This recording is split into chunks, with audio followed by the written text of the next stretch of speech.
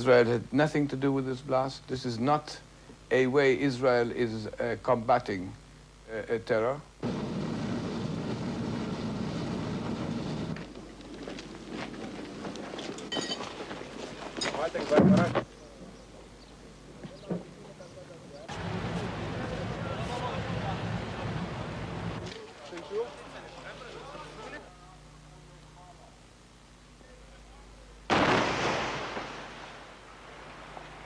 Unless there will be no terrorist action on their side, there will be a lot of suffering to them.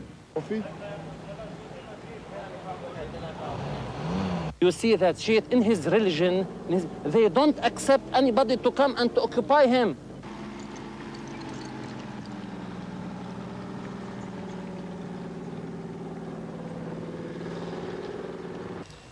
في حركة أمل تنشق عبير دمك الزكي حتى التحرير بين مهدك ولحدك كل أملنا كل تاريخنا وسنصنعه على شاكلة تاريخك. أحمد حسين فوز. That the Israelian withdrawing. That what they call it the peace for Galilee. That what they call good neighborhood. And they pretend after all that they will leave Lebanon and they don't want anything from Lebanon more than their peace. That's the peace, the Israeli peace. We are with the Palestinian cause, but the freedom of Palestine is a question for the Palestinian people. But if the Israelis, they did like what they did today, they will put another history and another geography way in the area. That's up to the Israelis to answer that question. By the look of it, almost everyone in Sidon turned out for the demonstration. The city's religious and political leaders headed the procession. Behind them, the people, thousands of them. They'd turned out to protest against what they called Israeli brutality. In particular, the bombing of a Shiite village mosque 24 hours earlier, even though Israel has denied any involvement.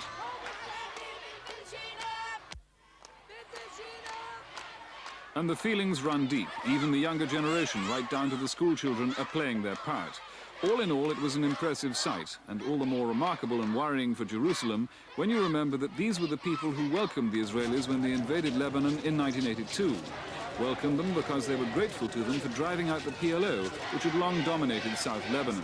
The welcome went sour, then became resentment, and finally turned into a deep and abiding hatred, which by all appearances is felt nationwide among Lebanon's million or so Shias.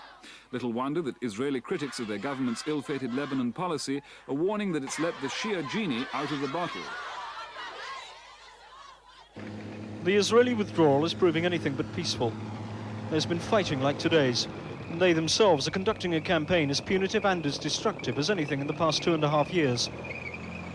Reliable independent sources, including the United Nations force, say that a number of civilians have been killed, dozens wounded, in raids by the Israelis on Shiite Muslim villages. In those villages, homes have been blown up or bulldozed down by the Israelis. The Israeli army says the clampdown is designed to stop attacks from Shiite Muslim guerrillas on their soldiers.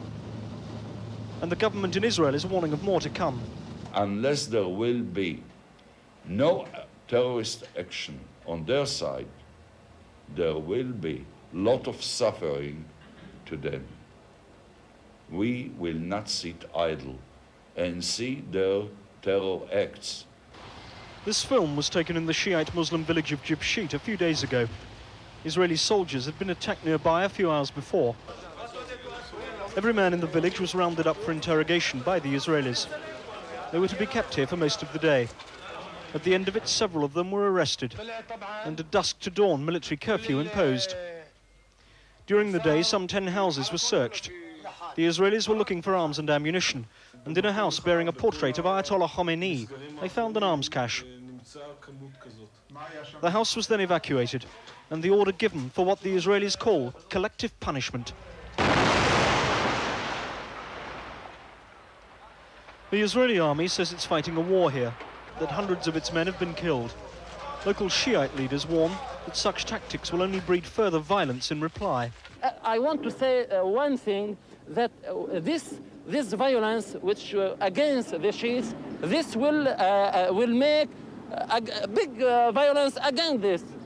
Whatever the long-term effects of this campaign, the Israelis show little sign of letting up. In the past few days, foreign journalists have been told that they will not be allowed into the area unless accompanied by Israeli army escorts. That makes unrestricted first-hand reporting of what's going on virtually impossible. The massive blast has shocked Israel. Yet another suicide bombing, this time extremely close to home. The target, an Israeli military convoy. Ambulances raced across the border to deal with the carnage. Beirut radio reported that at least 8 soldiers had been killed, the victims of a retaliatory attack made by Muslim extremists. The bombing comes at a time when Israeli morale over its continued occupation of southern Lebanon is low. It's also highlighted the vulnerability of the army's defenses there. The convoy was rammed by a car packed with high explosives. Vehicles and bodies were flung in all directions by the blast. Some of the dead were so badly torn apart that they were carried away in bags. It's reported that a pro-Iranian group known as the Islamic Resistance Front has claimed responsibility, saying that it was in retaliation for the weekend car bombing in Beirut, which left at least 80 people dead. Tel Aviv has denied any involvement in the Beirut bombing, but fundamentalist Muslim leaders have warned that Israel must pay. They say the convoy attack is just the start of a campaign to force Israel out of Lebanon for good.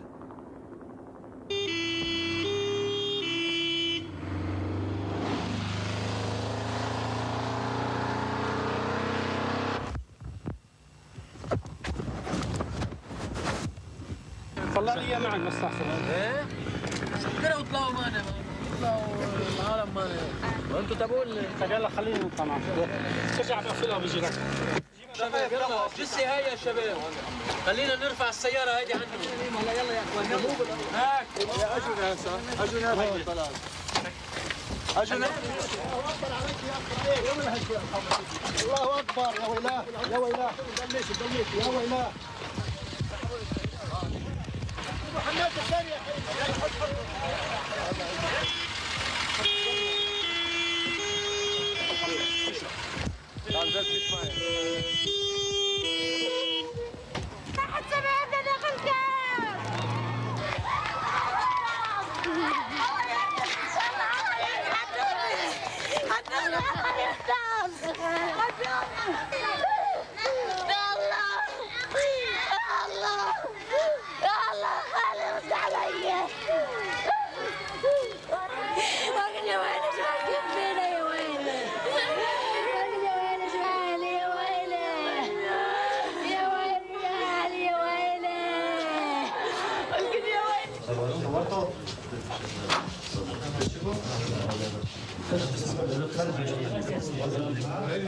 لا مش عضل